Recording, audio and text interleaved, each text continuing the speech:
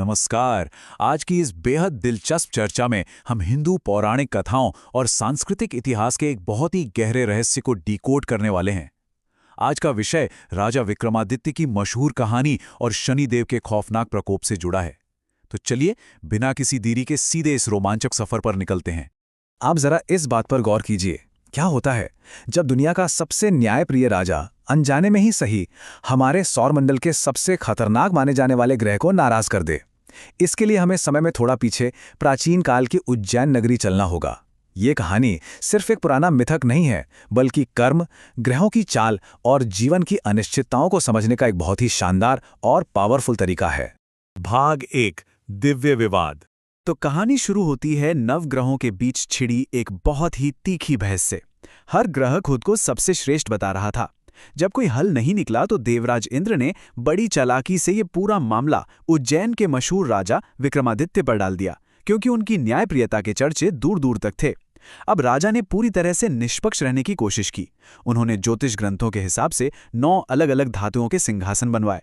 सबसे आगे रखा गया सोने का सिंहासन जो सूर्यदेव को मिला, और सबसे पीछे रखा गया लोहे का सिंहासन जिस पर शनिदेव को बैठना पड़ा। न्याय करने की इस पूरी कोशिश में अनजाने में ही राजा ने शनिदेव को सबसे निचला स्थान दे दिया था। जाहिर है शनिदेव को ये अपना बहुत बड़ा अपमान लगा। और देखिए, इसके पीछे एक एकदम सटीक गणितीय कारण है। जहां सूर्य एक राशि में सिर्फ 1 महीने तक रहता है और चंद्रमा तो मुश्किल से 2.25 दिन, वहीं शनिदेव एक ही राशि में पूरे 7.5 साल तक विराजमान रहते हैं। किसी भी इंसान की जिंदगी पर शनि का ये लंबा और गहरा प्रभाव बिल्कुल अकाट्य है, और यही वजह थी कि सबसे पीछे बैठाए जाने पर उनका गुस्सा 7वें आसमान पर पहुंच गया। और इस क्रोध में आके शनिदेव ने जो राजा विक्रमादित्य को चेतावनी दी, वो सचमुच इस कहानी का सबसे ड्रामेटिक मोड़ है। उन्होंने कड़कती आवाज में कहा, मैं एक राशि पर 7.5 साल रहता हूं। मेरी वजह से मर्यादा पुरुषोत्तम राम को वनवास झेलना पड़ा और रावण की सोने की लंका राख में तब्दील हो गई। सोचिए, शनिदेव उस नश्वर राजा को सीधे सीधे चेतावनी दे रहे थे कि अब जो विनाश आने वाला है उसके लिए तैयार रहना।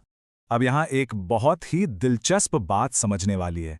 ये पूरी लोक कथा दरअसल साढ़े साती के खौफ को एक बेहतरीन कहानी के रूप में हमारे सामने रखती है। साढ़े साती यानी शनि का वो 7.5 साल का गोचर, जिसे ऐतिहासिक रूप से भारी मुश्किलों, कर्मों के कड़े हिसाब किताब और जिंदगी के सबसे मुश्किल सबकों से जोड़ा गया है। इस कहानी ने एक अमूर्त यानी एब्स्ट्रैक्ट ज्योतिषीय कंसेप्ट को एक ऐसी यादगार कथा में बदल दिया है जो बताती है कि जीवन में कभी भी कुछ भी उथल-पुथल मच सकती है। भाग 2, पतन। और बस यहीं से राजा की जिंदगी एकदम ताश के पत्तों की तरह ढहने लगती है। अब चीजें बहुत तेजी से बिगड़ती हैं।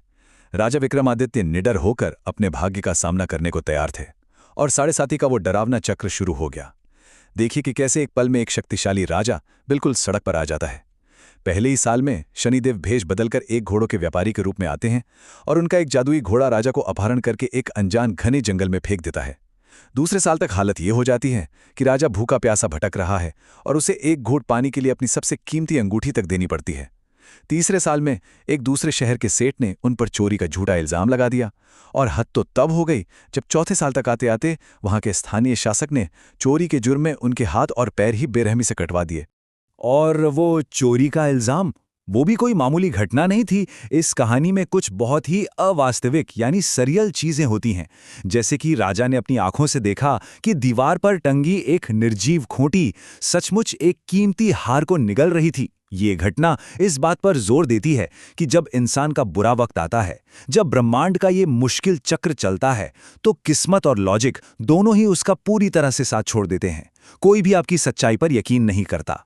इसके बाद कहानी थोड़ी धीमी होती है और एक बहुत ही लंबे, दर्दनाक और उदास दौर में प्रवेश करती है। बिना हाथ पैर के राजा, जो अब अपना नाम बदलकर बीका बता रहा था, किसी तरह एक दयालु तेल व्यापारी यानी तेली को मिलता है। वो व्यापारी राजा के घावों का इलाज करता है और उसे अपने यहाँ कोल्हू चलाने के काम पर रख लेता है। जरा सोचिए, एक वक्त का महान राजा अब दिन भर बस अपनी आवाज के सहारे बैलों को हाँक कर एक कोल्हू पर बैठा रहता है। वो पूरी तरह से गुमनामी के अंधेरे में चला गया था, बस किसी तरह खुद को जिंदा रखे हुए था। और ये स्थिति हमें एक बहुत ही बड़े सवाल पर लाकर खड़ा कर देती है।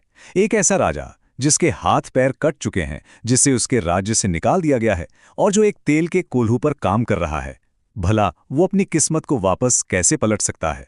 और ठीक यहीं जब 7.5 साल के इस भयानक कष्ट का दौर खत्म होने को होता है, हमारी कहानी अपने आखिरी और सबसे रोमांचक मोड़ पर पहुंचती है। भाग 3 चमत्कारी वापसी। अब वो अंधेरे से भरा ज्योतिषीय चक्र धीरे धीरे छंटने लगता है और यहाँ इंसान के जज्बे और उसकी कला की जीत होती है।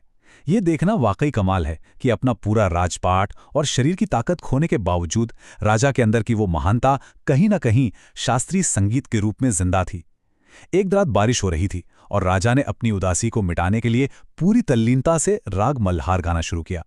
उनकी आवाज में इतना दर्द और इतनी मिठास थी कि उसी शहर की राजकुमारी ने उसे सुना और वो पूरी तरह से उस आवाज के जादू में खो गई। अब यहाँ से राजकुमारी का वो अटूट संकल्प शुरू होता है, जो अक्सर हमारी पौराणिक कथाओं की एक बहुत बड़ी खासियत रहा है। जब राजकुमारी को पता चला कि वो इतना सुरीला गायक कोई और नहीं बल्कि कोलू पर बैठा एक अपाहिज व्यक्ति है, तब भी वो पीछे नहीं हटी। उसने अपने शाही माता पिता की कोई बात नहीं मानी।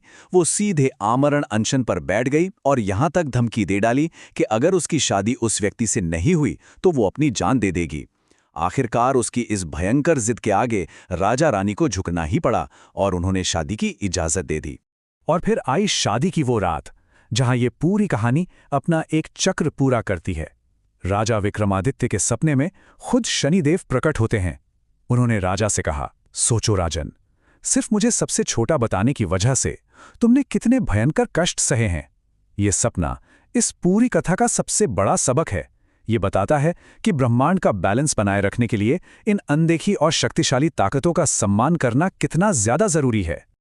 और यहीं पर यह कहानी अपनी सबसे बड़ी जीत हासिल करती है, जब राजा विक्रमादित्य पूरे मन से अपनी भूल स्वीकार करते हैं, अपना अहंकार त्याग कर शनिदेव से क्षमा मांगते हैं, तो चमत्कार होता है। शनिदेव प्रसन्न होकर उन्हें माफ कर देते हैं। रातों रात राजा के हाथ पैर वापस आ जाते हैं और अंततः उन्हें उनका खोया हुआ राज्य भी मिल जाता है। एक तरह से जब उन्होंने खुद को पूरी तरह से समर्पित कर दिया, तभी उन्हें अपना सब कुछ वापस मिला।